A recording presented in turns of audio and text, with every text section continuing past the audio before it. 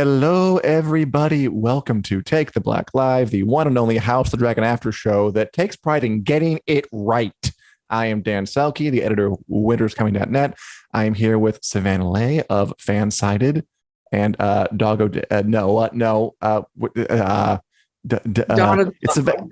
There you go. Savannah, thanks for being here. And House of the Dragon fan, you literally just watched the latest episode, The Princess and the Queen. Savannah, unfiltered, quick, rapid fire reaction.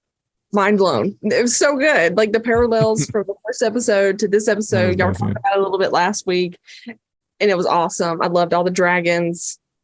I loved the spur of the moment, just kind of like bam, bam, bam towards the end. And it was just like, yep. Probably my second or third favorite episode after the last two. My favorite, I think, is still Damon and Rhaenyra's crazy night out to the brothel wackiness. It's going to be hard for to top that, but I'm sure something will. This was good. And this one's really big, right? Because this one we get introduced to all these new characters. We jump forward 10 whole years in time.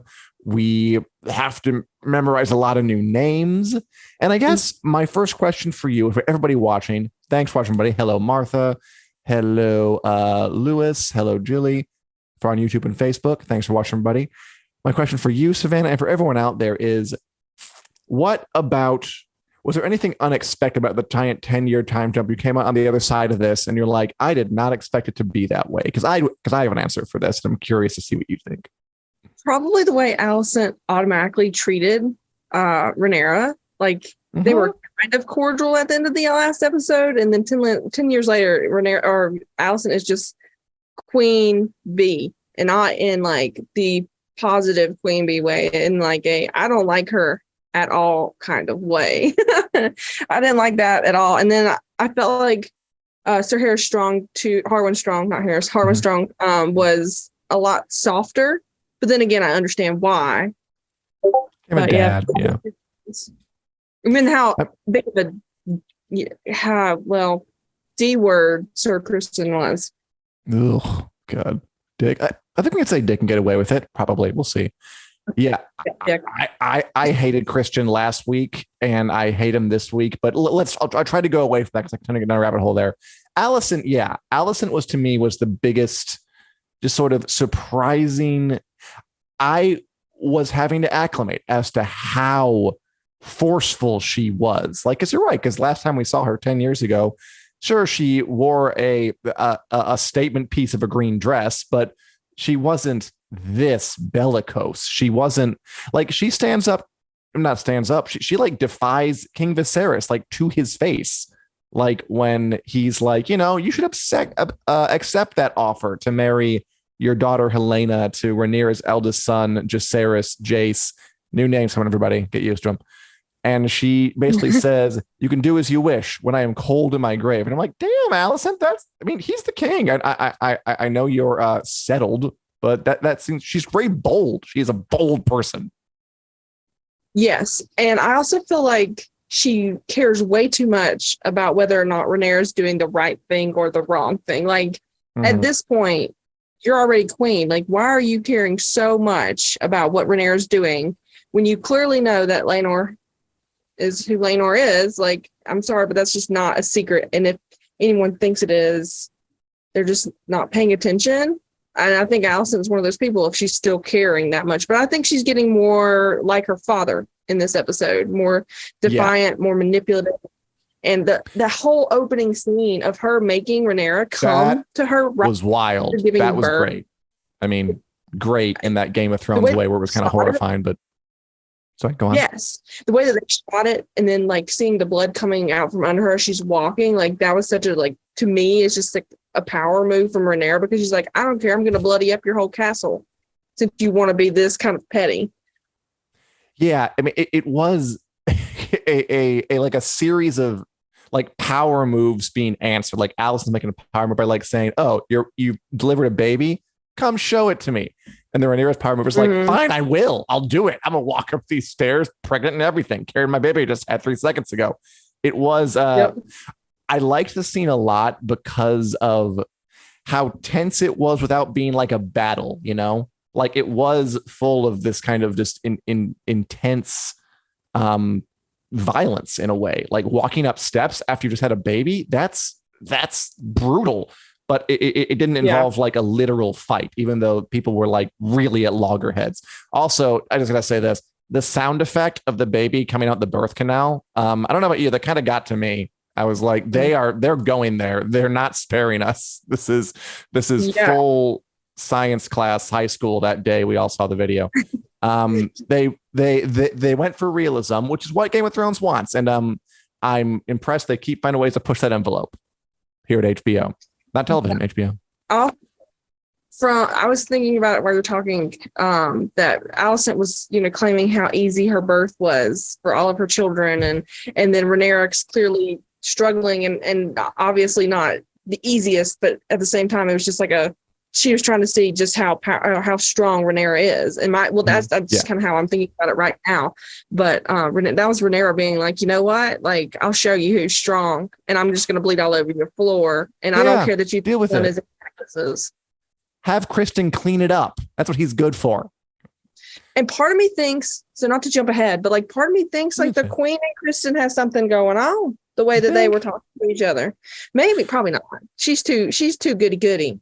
But at the same time, the way that they were like facing each other and the way they looked at each other a little too long, in my opinion. They're clearly like a team. Like I definitely think they're like, they both do not want Rhaenyra to succeed in anything. They have what, by the way, before we get any further, we got some commenters. Saul also hates Kristen. Great. Love it. The hate Kristen team. Hello, Kathleen, Central Florida.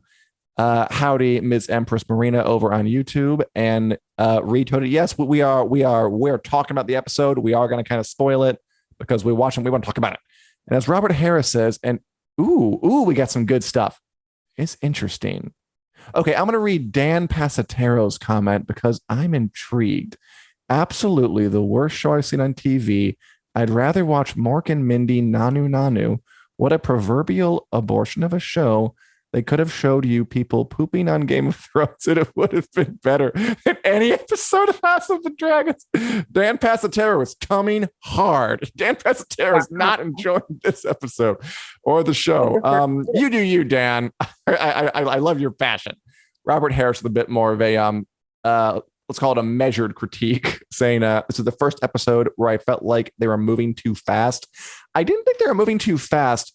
There was a lot to do. There was a lot to cover because they had a lot of heavy lifting. It was basically a second pilot because we had all the new characters and everything. Yeah. I did think it was, I thought it was that it did what it needed to do. I did like it. I actually thought it was, it's so weird because the pacing was good, but it just has so much to fit in. It almost doesn't feel long enough. Because like you have to know all these characters and all these kind of plot points that are coming down. The show asks a lot of the audience is the nice way of saying it, and I'm going to say it nice because I think it deserves it. Yeah, honestly, I kind of like the bam bam bam because we have had episodes of it building up, and then we kind of needed to get all of this in so we can continue to move forward. I kind of wish they would have stayed a little longer with the boys to kind of get their personalities a little bit more. We kind of got that, but at the same time, you can tell like there's some serious tension there, and maybe expanding on that would have been a little bit better. But I kind of like the bam bam bam. We got used to it being slow, so getting all of that action in one episode, I was like, oh wow, okay, thank God. Like this is another like Game of Thrones kind of thing. I feel like it was good. I liked it. Let's stay because we got some commenters about Julie Davis weighs in with an accurate take. I hate Kristen Cole. I hate Alison Hightower, and Emma Darcy did a great job. Yeah. Okay. So Kristen and Alison, those two. So I'm still having a bit of a hangover from the last episode where I didn't fully get them. I didn't get why Alison went full green dress of war, although I thought it worked. And I didn't get why Kristen went full blood on the dance floor hate crime with Joffrey Lonmouth. And now to see them, but like you pointed out, that they're both kind of goody-goody, like Allison's very goody-goody. And Kristen too, like apologizing for cursing this after he has his job after beating the guy to death at a wedding. It's like the hypocrisy is off the charts. I do worry a little that they're just too clearly villains. Like, did you sympathize with Allison at all? Like, no. Or is it just awful? I didn't really either. Nope. I mean, I could see she looked worried at the very end when Lara Strong kind of went completely ham and burnt down a castle and killed a couple guys just because she hinted at it. And she was like, I mean, I'm bad, but I didn't want you to go that far. I did. It's like her clutch pearls moment. Like, it was just like, clutch pearls, that's not what I told you to do. I just wanted you to make them go away a little while. But then it's just like, come on, you asked for it. You know, you did. And he went his own way because he's a little crooked in the mind. And it wasn't exactly what you wanted. So you can't have your cake and eat it too if you ain't on board with the game. And Lars is playing the game. Yeah, I mean, that was honestly okay. So the Lara Strong kill my own dad and brother, so just we can get your father back as the Hand. I mean, there's got to be some. He must have had a horrible family life. It makes me curious. I almost am a little concerned because to like go that far without establishing kind of who you are, it's like he's just suddenly became the Joker or something. It was freaky though. I liked that final sequence where he's kind of narrating creepily. I also really liked him. This is the very end when he gives this whole horrible speech about how love makes you weak, and then to Allison he's like, and you know, if you ask me, like this kind of like shrugging it off, innocent sort of way of talking about it. I like that actor a lot, actually. Matthew Needham, I think, is doing a really good job making Lara Strong both intimidating and sleazy, but also like kind of funny, like kind of shrugs off things. I am very intrigued by him, and hopefully, and a little scared. I wouldn't necessarily be. He's just calculated, and you can tell he's had to be that way all of his life because of his situation with his club foot. And now that he has this power with the Queen, he feels like he can do whatever. And so that's where I kind of like. I'm like, all right. Game respects game. You found the right, ally to be with. I mean, now he kind of has her trapped because, he went and did this horrible murder, and now she's tied to it, even if she could deny it. So now it's like, I guess we're in this together, and if you rat on me, then you're going to go down too. So time to onward and upward. Or maybe like you owe me one now. Exactly, yeah. Which he said. I want to feel kind of bad for Allison. I want to feel that way. I'm not sure it's going to happen, just because I am finding her like. I like the scene where her older son Aegon, who's played by David Tennant's son, by the way, Ty Tennant. Right, and he's masturbating out the window for whatever reason. I don't know why. And boys, I guess. I don't know. He's weird. He's a weird guy. I thought they had some good character. Like, I thought he was the best characterized. He's like yawning at the dragon pit, so he's bored, and he kind of has this like petty cruelty thing. Clearly, he was the one who had the pig idea because he was the one who kind of initiated it, and then he lied about it. So I think that they're doing a good job of kind of. And then he was like staring at the passing serving girls who were passing by in the yard. He was willfully bullying. I thought they painted a good picture of him at a close minute time as kind of a layabout, intemperate jagweed. I also felt like he knows that he's not quite the heir, and so he's just kind of coasting and enjoying it. And when Allison was like, you could be the king, you need to start acting right, after he's jacking off and the window or whatever, it was just like, yeah, but he ain't worried about it. He thinks his Aunt Rhaenyra is going to be queen, and then her sons are fine. And so he's still got that kind of like innocence to him, but at the same time, you can tell he's just kind of going with the motions and enjoying his privilege, if you want to call it that.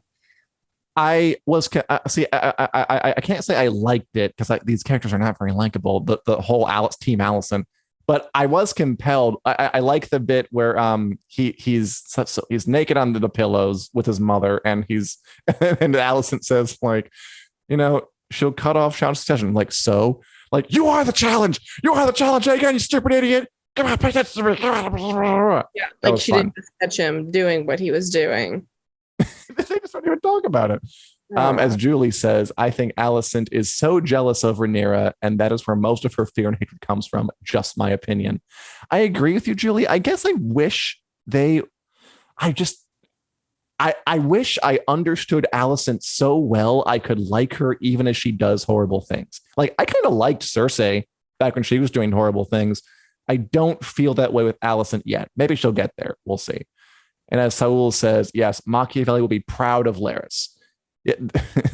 Yes. If there's going to be like one of those philosophy through Game of Thrones, through House of the Dragon books, I'm sure the chapter on Larys Strong and Machiavelli will be an easy one to write.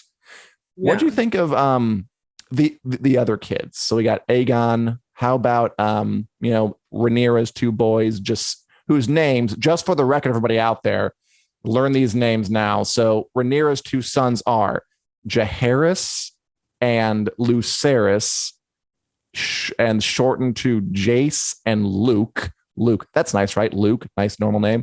And then the baby is Joffrey.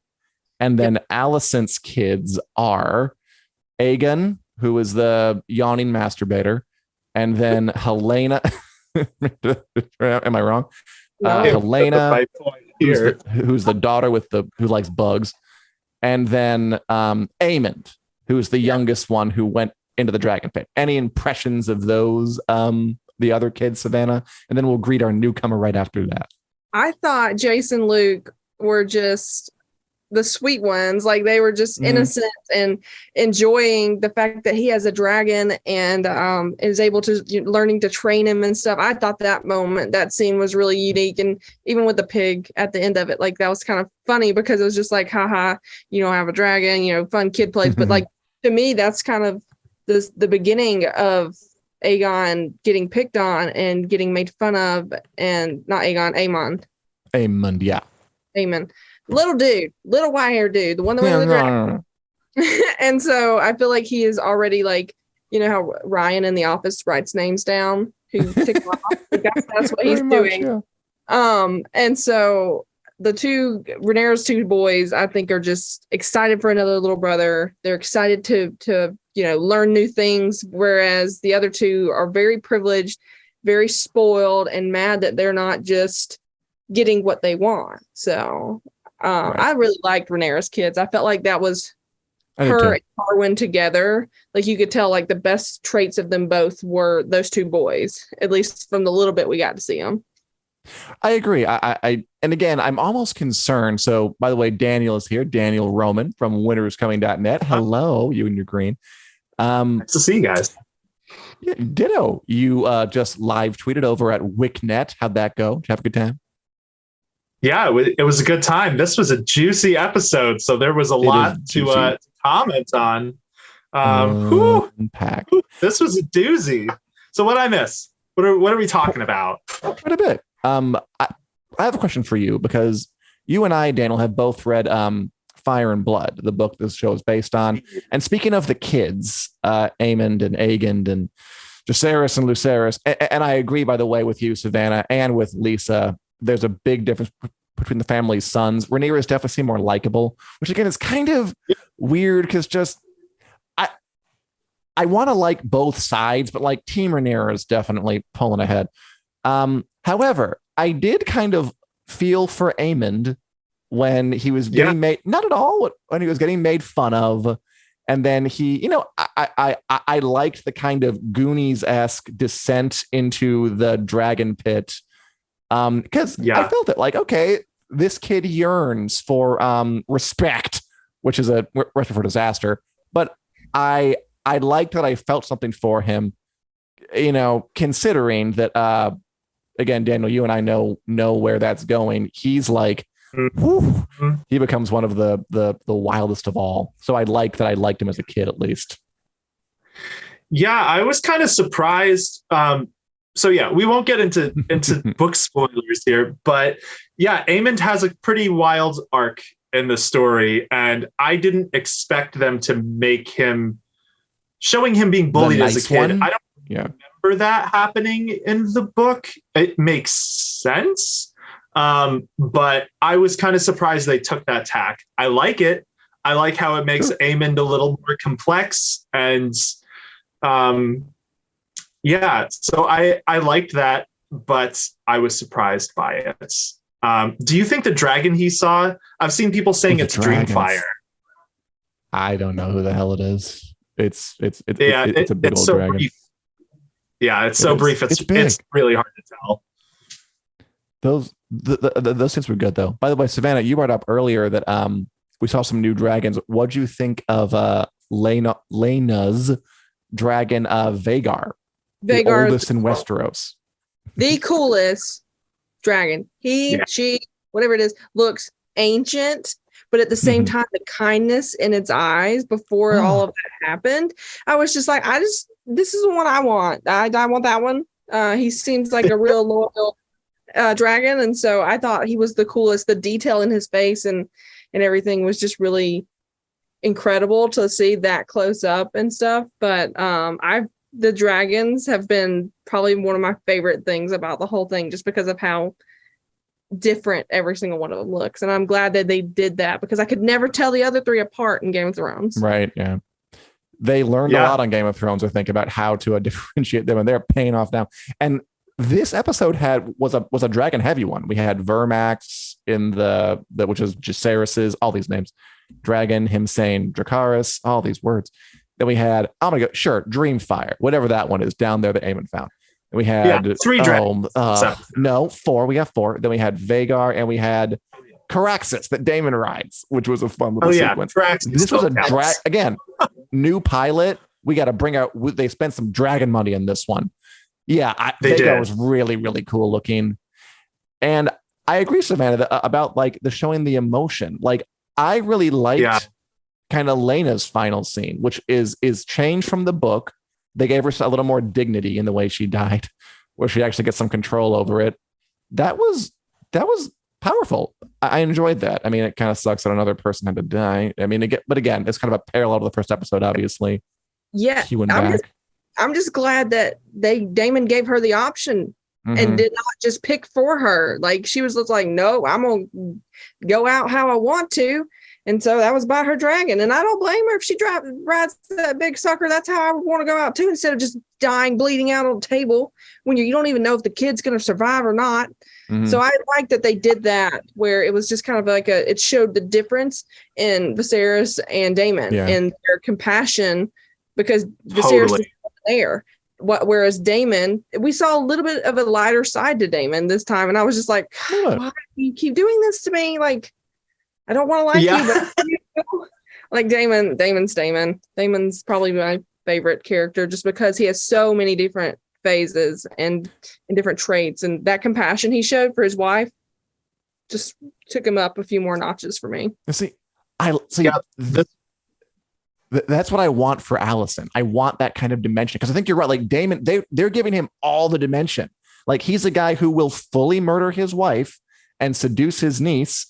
But also, when given the impossible choice to kill his wife or to save the baby, or to just let her have some amount of control, something over her the way she dies, he'll do it. He'll have these moments where he doesn't look a complete ass jockey, and then other times he seems like a complete monster. He's great. He's unquestionably the breakout character of this show so far, I think, with Rhaenyra like kind of at his heels. But I think Daemon Targaryen is the House of the Dragon season 1 breakout guy. Daniel? Yeah, I think I'm pretty sure there's a quote floating around the internet that George R. R. Martin says Daemon is his favorite Targaryen. Like Daemon was always going to be the breakout character. Yeah, because he's so complicated.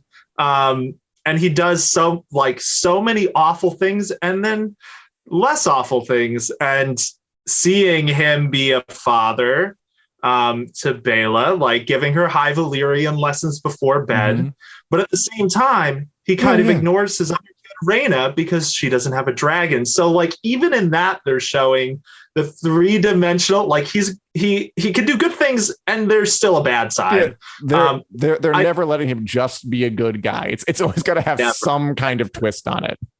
Yeah, and I think this is so. Like, I love the parallel. I hated that Lena died this episode. Yeah. Like, I hated it like on an emotional level. In terms of the plot, I think it had to happen because we still have a lot to get through. And so you guys haven't seen the teaser for next week, but the funeral is next week for Lena. It looks insane. But yeah, having that throwback to the first episode where Daemon is given basically the same choice as Viserys, and he shakes his head no. And then Lena is just, she's out. She pieces out because she's too strong to let him decide for her anyway. I like that they. Sorry, go on. Sorry, go on. No, that's okay. What did you think about the change from the book? Because Lena, so in the book, Lena tries to go to Vhagar. She wants to ride Vhagar one last time, and she just kind of like collapses dead on the stairs trying to get to her. Vhagar is a she-dragon, trying to get to Vhagar. And so, yeah, I loved the scene that her and Vhagar. What did you think of it? I also thought it was an improvement because, again, I think because she had some dignity when she died rather than just collapsing on the stairs like in the book. I definitely like it. And again, it made a contrast to the first episode. I thought it was really cool. I thought it was a good scene for a character who just, I mean, I guess she's been around for a while, just she hasn't been played by the same actress twice. It's been 3 different people, even though she's been around for a while. Yeah. By the way, I have to read Julie's comment just because it made me laugh. I enjoyed the scene where Rhaenyra made her way to show the baby to cow face Alicent. I'm all for. Look, I don't have no respect for Alicent after this episode. The way she handled herself, none. Then she wants to act at the end. Like, I see straight. I agree. Yeah, I agree. Yeah, this was. I wish I did, but I don't. Painted Alicent pretty badly this episode. The past 10 years have not changed her for the better, I would say. I do. Okay, I did. Okay, I'm trying to find a way to sympathize with Alicent. So I like kind of. Not yet, though. They need to make us hate. How do you know? Oh, gotcha. Because thinking about the story, again, not going to get into spoilers, but like I feel like this was introducing us to Alicent at her worst, kind of like showing us how her pettiest, worst, what she can be like. But, it's going to be rough times ahead for everybody. I think we'll get to sympathize with her, but it might be a minute. I'm hoping. Yeah. I liked sort of the chain of trauma that they've kind of sewed in. That I remember liking the bit where we saw Otto's older brother, Hobart Hightower, in the 3rd episode, kind of browbeat him around and say, you got to make your grandson king, got to do it. And then we, of course, know that Otto manipulates his own daughter to, hey, go marry this old man and make your son king. And now we see Alicent full on screaming at her son and clutching his face to try and make him do that. So I appreciate that there's like this in generational trauma passed down person to person to person. I like it. I still don't like her though. I still want her to lose. No, that's fair. Some good comments. We got Lisa Colfo saying it was such a sad scene. I think that's Lena's death. I like that Daemon didn't make the same decision as his brother. And she thought that maybe she was going to walk out of the fire, which, I wonder if people who would think that, but only in special circumstances could Targaryens just be fireproof. Usually they burn like everybody else. As Julie says, I prefer the book version, but the acting was great. I just didn't buy the Daemon rode through the dragon fire, yet Lena burnt. Fire kind of kill a dragon. Oh, good point. He did kind of blow through that in the sky, did he? Yeah, it was residual. He's and as Marth, he is. Oh, maybe he is in Lena's. Well, I guess she is. The true-blooded Targaryens are the ones. And then you have I don't know if I interpreted it that way. So, Daniel. Yeah. So this is a fascinating thing to me. I was having this conversation with my wife right after the episode about Targaryens burning, Lena burning, or rather Targaryens not burning. And this is kind of an interesting like corner that Game of Thrones wrote the overall franchise into, because there's no like Targaryens are immune to fire. Like that's not a thing in the books. There are a few freak occurrences where it's like Daenerys is almost miraculously survives somehow, but it's not like she kind of uses it in the show, like when she burns the cows. Yeah. She like almost she point. knows she'll be immune to it. It's different than invented. in the book where she walks into the fire of Drogo's pyre like that is a magical moment. So she has like spells almost beforehand and everything. Yeah, I didn't think about that. Yeah, it's almost like yeah. Well, it like the show has made it so now there's this prevailing thing of Targaryens cannot be burnt. Like true Targaryens cannot be burnt, and like where this show's gonna prove that wrong.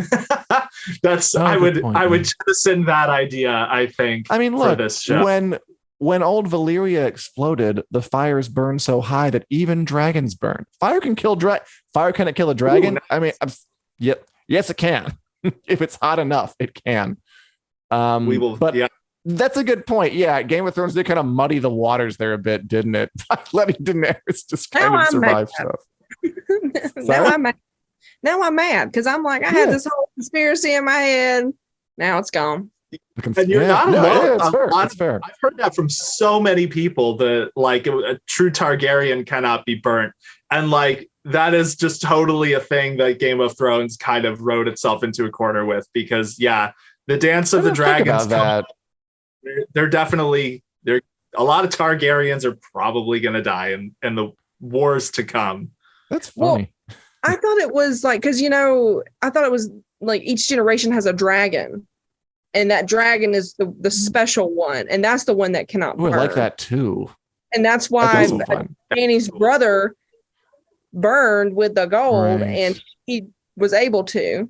So it's not every Targaryen; it's one of generation. Ooh, maybe, who knows? That's helping me with my conspiracy. Those think pieces. I'm gonna write up those think pieces.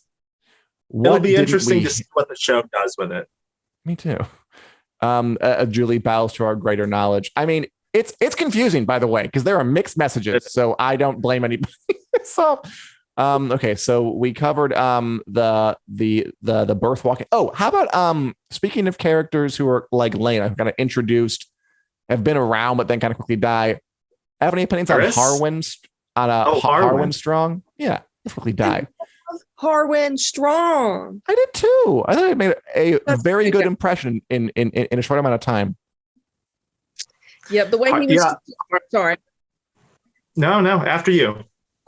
The way he was teaching the boys on the yard the proper way to fight, and trying to teach them the right way, like that just shows his kind of class and his dignity. It wasn't necessarily because those were his boys, in my opinion. He just grew up being taught the right way, and Kristen was trying to teach them, to attack and take down the weakest, but instead you fight them fairly, especially when they're that age.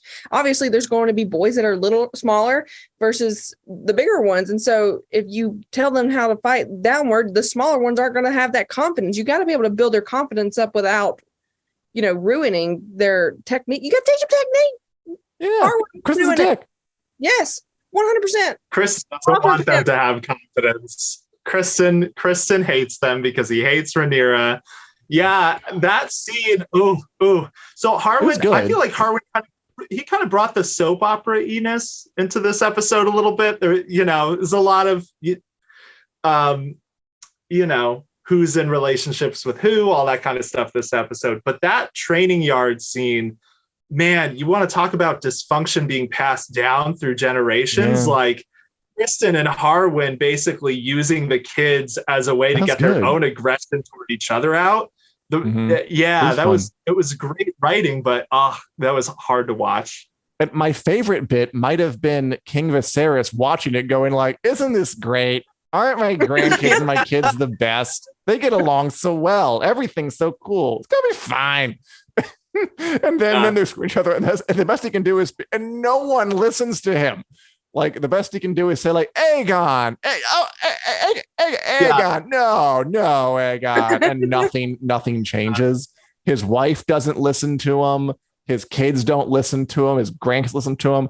Parents that he wants to listen to him. His kings don't listen to him. Viserys is a. What do we think of Viserys? Because, I mean, he was consistent. I think that's mostly it. That like what mostly changed in 10 years wasn't just that he got a wicked new old wig. It's that everyone just ignores him. Like every single person he meets.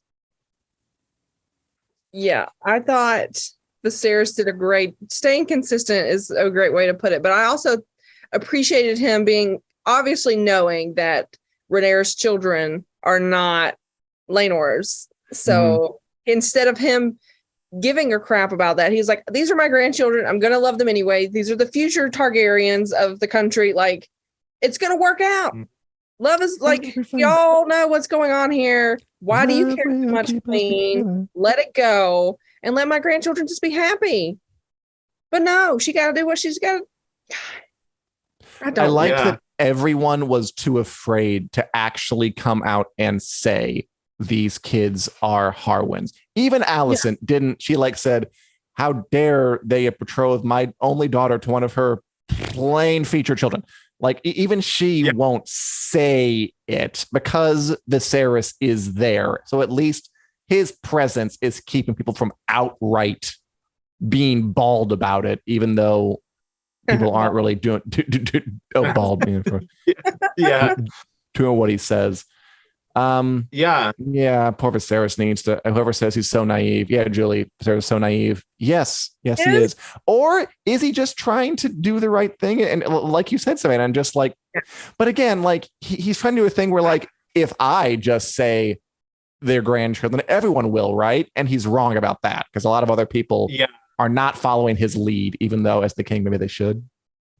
That's kind of been his fatal flaw all along. And now that he's old, we really see it because everyone is starting to discount him kind of the way that, it's somewhat awfully people do when relatives get old, kind of discount what they're saying sometimes. But like you said, the fact that he's still alive does keep people from outright saying they're bastards for now. Viserys has always just wanted everyone to get along. He just doesn't want drama. He doesn't want anyone to be at odds with anyone. And that's a decent trait in a human being, but not one in an effective king who needs to really be canny about the various loyalties of the people around him. I mean, Viserys is on the decline. There's no two ways about it. I loved Alicent speeding up this, like when they were arguing after Rhaenyra makes her proposal, which was so awkward and painful to watch. Alicent gets mad at him and then just walks fast up the stairs. And then he's just king. Like, he can't keep up. He gets there. He's like, I don't want a blanket. And she tucks him in with a blanket anyway. Yeah. And then she leaves the room. Yes, she's like, will you help me with a blanket? And she just leaves. Oh gosh. It was a great episode, but a lot. As Saul says, Viserys like the drunk uncle that every family has. But only if the drunk uncle was like also in charge of all the family finances and made all the decisions technically and do all to like cater to him. You don't want the drunk uncle in charge of the family, but here we are. Okay, so that's basically the moral of this and Game of Thrones, because Robert was also kind of the drunk uncle in the beginning of Game of Thrones. Yeah. So question though, like, do you feel like Viserys is kind of doubting his decision to marry Rhaenyra to Laenor because of the way that things have gone about? Like, couldn't she have, like, even though Sir Harwin was in the King's Guard, like, couldn't he be, because he was a firstborn son of a high house, like, couldn't they have already married? But like instead married to the gay boy because it works well with politics. I mean, again, it's like all of these little things kind of snowballed. Like, I think Harwin Strong, he could have married but Rhaenyra. Yeah, it's possible. I think he even like when Lionel in the third episode like approached him and Viserys was like, "Let me guess, you want your son Harwin Strong to marry my daughter? Everyone else tell me this was about." But yeah, I mean, he wanted the alliance. It's just it's too bad that Harwin Strong isn't gay and Laenor wasn't the straight guy. Then it would have worked out perfectly. And then Daemon gets in Rhaenyra's head and says, like, marriage is only political. You can do whatever you want. So she feels it's perfectly fine to go, which is a good idea that totally works for like people. At least they're as happy as they possibly can be, which they wouldn't be if they were forced to stay with each other. But it also causes the whispers to be going around. Laenor, by the way, do we have any opinions on him? Oh, I love him. I think he's nice. all like, I like his lightness, and he's like, did it hurt? You can, I mean, that's, I'm just like, did it hurt? Yeah, I took a lance in the shoulder once. She's like, oh, my sympathies. I love that scene of her words to him just because it was just kind of like a woman being like, shut up. I just gave birth. Leave me alone. I'm already having to walk across castle. You're asking me if it hurt. You are out doing whatever with whoever, and I'm in here giving birth. Like, I get it because those aren't his technical children, but like, he's a little out of touch. But at the same time, I like him because he's just Lenore. He's there to be the king consort or debating. So I don't know. And he was helping her. And I liked that there was, I mean, obviously they have some issues. Rhaenyra thinks that, you know, he wants to go jet off at a bad time, but they don't seem to hate each other. Like at the end, they're like, we're going to Dragon. Someone's like, Laenor, bring your boyfriend. It's fine. It's cool. We'll work it out. And he was fine with that. And he goes to them. So yeah, he seems to be, he is committed to this sham marriage, as is she, which is nice. And yeah, I actually, so to me, sorry. No, after you. I'm played here. That's why. Okay.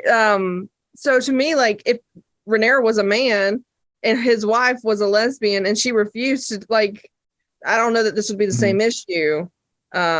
But because it's a woman in charge or the woman in waiting, it is an issue because she's, oh, how dare her not sleep with her husband. And I'm just like, they clearly have an open marriage. They don't hide it very well. She's in the waiting, like her rule. Okay. Like just roll with it. But like, why does it matter this much? Because there's two little boys waiting. They're boys. Like, no, the king's gonna, you don't need that little boy on the throne. Like she's the heir, deal with it, suck it up. Let's move it on. Absolutely. It would not be as big of a deal. I mean, it wouldn't. Yeah, it's only a big deal because Allison's making it a big deal. Like you can all just adopt the king's lead and just act like it's normal, like you should, and then everything will be fine. Like you're making a big deal out of this because your father abused you and his brother abused him and their father probably abused them, and it's hard to break out of it. So I know you were gasping. You were gasping incredulously. I was. I don't know that I agree with that if Allison didn't say anything, it would not be an issue that Rhaenyra's kids are illegitimate, basically. Because one thing we don't really get very much of in this show, beyond the fourth episode, is what the small folk are saying and what people at large are saying. And there is definitely, if I remember right, in the book, there's a running theme of like, this is widespread gossip. It's not just Allison is harping on about this and no one believes her. This is a thing that is being whispered broadly. So I think that's actually one thing that I kind of miss in the show is just getting a feel for the broader like politics of like, not just what this handful of nobles are saying to each other, but like what is being said in the realm, like what different people are thinking.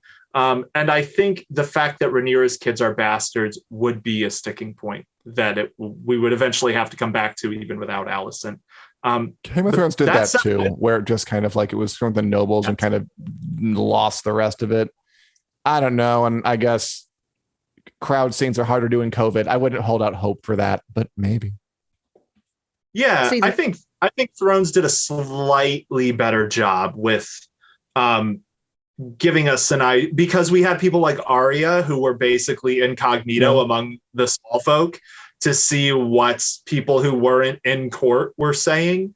But yeah, I obviously what you're saying about COVID, probably very spot on. I do hope that we get to see a little bit more of like the broader like geopolitics though. But what I was going to say about Laenor is I loved Laenor and Rhaenyra. I actually thought they were pretty functional for what their marriage was like in terms of supporting each other in their like separate endeavors. Laenor also cracked me up like 3 or 4 times in the episode. Drunkenly busting in on Rhaenyra with his boyfriend and describing how lactating is uncomfortable, and Rhaenyra has to be like, can you just send him away? We need to talk for a minute. Yeah, I like them a lot more than I expected to. Yeah, he's cute. So Savannah, and I guess Daniel too, although we'll do Savannah first because you've seen the thing. So yeah. I haven't seen the preview. You haven't seen the preview. Daniel, you have, because you're a time traveler. It's true. What are you looking forward to in the next episode, Savannah? You had to guess, just sight unseen. Kind of the development of what Rhaenyra is going to do now that Harwin is gone. Like, is she going and now that Laena is gone as well, does Daemon return with his twin daughters? And that kind of whole plot line of when those two, because I haven't read the books. This is just me putting 2 and 2 together. Like, they're gonna get together at some point, because Laena was clearly asking him. Like, she was just like, I know I'm not the wife that you want. Do you think about her often? And I'm like, we all know her is. And so at what point did the two of them come together? And I'd like to see where that kind of moves forward for sure. And just kind of that dynamic between her and Alicent, where it continues, if it continues to stay as tense as it is, and where it really reaches that breaking point or not. Honestly, I'm just ready for it all, because this episode was so jam-packed. I'm ready to see kind of where they take it next, because they went really slow with the first few episodes and paying really close attention to those details and stuff. But will it continue to be jam-packed and full of like bam, bam, bam, so you have to rewatch it a few times to really catch everything? Or is it going to kind of slow it back down now that we've kind of set the tone and set it, 10 years in the future, and now it's like, all right, we're going to slow it back down and get really into the detail again? I kind of hope they do a little bit of both, just because I've enjoyed the details, but I like the high-powered episodes, because it feels like it goes by like that.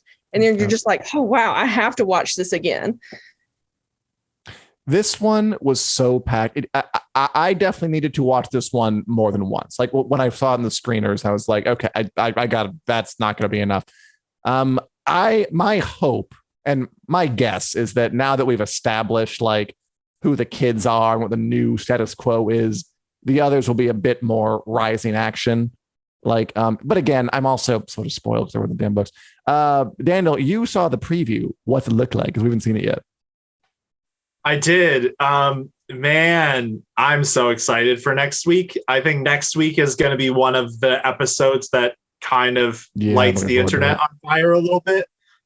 This is one. So obviously the dagger scene that has been in all the trailers was in the trailer for next week with Alicent and Rhaenyra is saying, now they see you as you truly are. That's coming next week.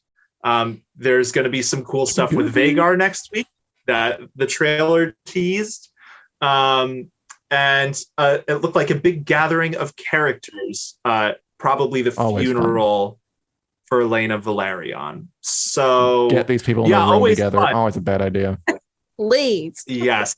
Yeah. Julie, the preview was great. I got stoked for next week from the preview. I'm going to break it down tomorrow. I'm so excited. Any other thoughts from anybody about this episode of House of the Dragon before we wrap up for the night? Yes. So in that small council scene at the end where she is giving that proposal and she starts to have issues with her, like with the situation, like to me, like the way Alicent was just like, to me, that was so rude. It was just like, girl, you've been there. You've been there. And now you're sitting at a small council and she proposed something that you didn't like to hear. And you embarrassed her instead. And it was just like, I didn't like how they did that. But the writing and the directing of the whole scene, like, it was awesome because it just showed just how petty Alicent was. And then you can just see it on Rhaenyra's face. She was just like, all right, cool. I got to make a move. I love her. Yeah, she's good. Yeah. The new actors too are both very, very good. Emma Darcy and Olivia Cook were both excellent. She's honestly an older version of the other one. Like, I'm like, are you her older sister? You got to be, because y'all got cousins somewhere, because y'all look just alike. And I really appreciated her bringing that fire and passion that the younger one did. Mm-hmm. I don't think she really skipped. Some people may not like the change, but I appreciated it because that actor really kept the same mindset that the younger one did. And to me, there wasn't really any kind of skip off of personality. Like, it's that's Rhaenyra Targaryen. Like, so I agree. I did. I will say, I thought I felt more continuity between the two Rhaenyras than between the two Alicents. I thought that the Alicents, the actress was really, really good. Olivia Cook. I actually did like her a lot. I did think that the two Rhaenyras were clearly the same person, just older, and then the two Alicents were like, I don't know, a little more different to me. Yeah, I agree with that. My first watch through this, I was surprised at how outright fiery Alicent was. Like you said, Rhaenyra, it felt like the same character. Alicent, my feeling was, wow, Alicent's changed a lot in 10 years, which is reasonable. Man. But like when she shouted in Aegon's face, like, I jumped. I loved it. Yeah. Great. Yeah. Have we talked about Larys Strong? Can we touch on him before we end? We did talk about Larys. But if you have a comment, feel free to end the show with your insights into Mr. Larys Strong, Bug Boy.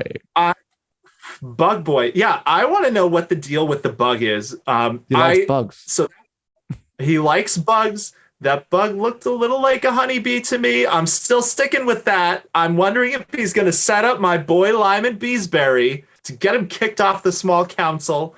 But I'm nervous about Larys being like, I'm confident you'll reward me when the time's right, to Alicent. That whole thing is so messed up that he killed his brother and his father basically because Alicent was venting to him about how she wished she had a biased hand of the king again. And she just vented, and he was like, kill my whole family, you say. Interesting. Okay. Yeah. What are thoughts? Yeah, let me go cut out some tongues and send some Ute bros to do that for you. It happened very fast. I did feel that it was a little jarring. I wonder, just how fast it happened. I wondered, and maybe Savannah, I don't know what your thoughts were on this. Like, people who haven't read the books, I wonder if that will be a little confusing about what exactly happened in Harrenhal. It was kind of, but then I kind of quickly put it together, like, who was behind it. But there was somebody in the comments that was like, I wish they took the scene with Harrenhal a little longer and put a little bit more detail in it. I feel like that too, but the way you're describing how jarring it was, I think that was for a reason. Like, it needed to be quick and clean, not clean, but like quick and to the point, because it's set up for that last scene where she's clutching her pearls and he's like, yeah, now you owe me one. I'm gonna remember this. But at the same time, this kind of brings his character another level. Like, he has another dimension to him now. Like, he is evil. Like, we just thought he was like just gossiping. No, he is straight up evil. Does she owe him one? I mean, if you say in passing to your friend, like, ugh, my boss is the worst, and then your friend goes and murders your boss, are you culpable? I don't know. But we'll see. Well, if you're in the position of power like this, culpable is the right word. Do you owe a favor? Probably not, but you know that person is really dangerous and they're going to make your life really dangerous if you don't give them the favor that they say you owe them now. I loved Olivia Cook's acting in that scene because that was our first moment of Allison's shell slipping a little bit where she's like, oh shit, I said a thing to you and you did something odd. Like, that's not what I wanted. That was the one scene in the episode where I sympathized with Allison just a little bit. Yeah, but go ahead. I think she was being calculating. She's got a lot of her daddy in her. And why was he in her room eating? Are they really that close of friends? Have they really just gotten that close in 10 years? Like, why is he in her room eating, drinking her wine, not waiting on her? And then she's just going to say that. Like, she knows what she's doing. She just got told. He's got a good leg, Savannah. He's not going to be waiting on her. I just think she just got told by her husband that the marriage between Jace and the daughter needs to happen. She didn't like to hear that. Viserys was just like, we need to find a way to come together or whatever. However, he was trying to bring peace, and she was like, no, them are brown-haired children. I want white-haired women or man to marry my daughter. And all of a sudden she just squeaks that out to Clubfoot, and then he makes that happen. I don't know. There's something there. I don't feel any sympathy for her. Fair enough. I'm gonna try. We will see if we can find a way in the future weeks. Before we go, a good comment from Saul saying Machiavelli will be proud of Larys. He is the real power behind the throne. He is playing with Alicent, making her worse.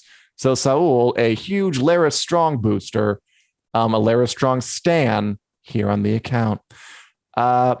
Thanks for watching, everybody. We do this every Sunday after every new episode of House of the Dragon. You can see us live, break it down on the Winter's Coming YouTube channel and the Winter's Coming Facebook channel. We also do episodes of Take the Black, talk about other things happening in the world of sci-fi, fantasy movies, and TV on every Wednesday at 4 p.m. Central Standard Time at those same places. And we're also available in podcast form on Google Play, iTunes, wherever they're available. And as we go, I'll leave you with this comment from YouTube from Travis Rowe. Travis asks, do you ever take a poo and just leave it for the next person to find? Contemplate this and see you next time. Bye.